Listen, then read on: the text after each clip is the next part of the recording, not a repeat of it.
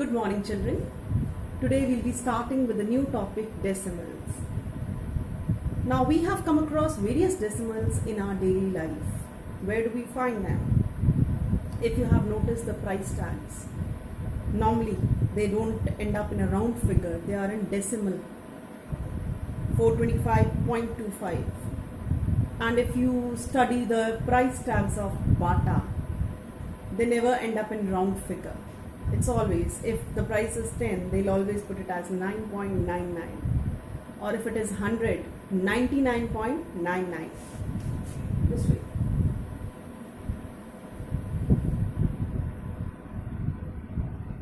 It's just to give a satisfaction that it's not 100 or it is less than 100. So actually it is 100 only. This is the whole number part and this is the fractional part or the decimal part. Now this fractional part, why it is called the decimal part? Because there is a decimal separating the whole number and the fraction. And this fractional part is very interesting. It's very different from the normal fractions because a decimal fraction will always have denominator as 10, 100, 1000, 10,000 and so on. Always in the denominator there will be combination of 1 and zeros. So this is the place value chart of decimals. We are already familiar with this. Left side where we have ones, tens, 100, 1000, 10,000, lakhs. Moving on to the right side, where a decimal separates the whole number part from the fractional part. The first place is called tens. Just carefully read the spellings. T-E-N-T-H-S. Then we have hundreds. 100. T-H-S with the 100. Thousands. T-H-S with the 1000. And 10,000 place.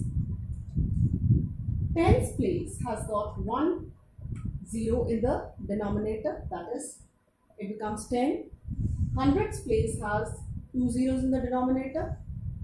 Thousands place has 3 zeros in the denominator. And 10,000s place has 4 zeros in the denominator. Now, this is a decimal number. And this is a decimal fraction. And this number can be written as decimal fraction also.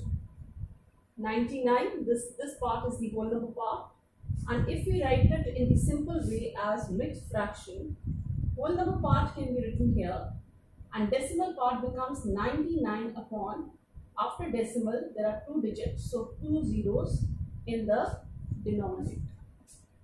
It can be, if it is written in this form, it becomes a fraction. If it is written in this form, it becomes a decimal number. Now, when we move from ones to tens place, we multiply it with 10.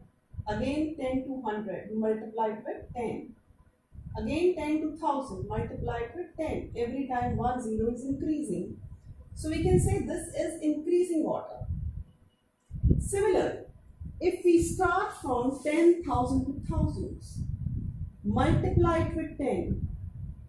And it becomes thousands. Multiply it with 10 and it becomes 100. Multiply it with 10, it becomes tens. And multiply it with 10, it becomes ones place. So this way it is increasing. Increasing order. It means that tens place is greater than the hundreds place and hundreds place is greater than the thousands place. Let's put it this way. 1 by 10 or 1 by 100, which is 1 chocolate out of 10 chocolate is more, or 1 chocolate out of 100 chocolate is more. Which one is more? Obviously 1 out of 10.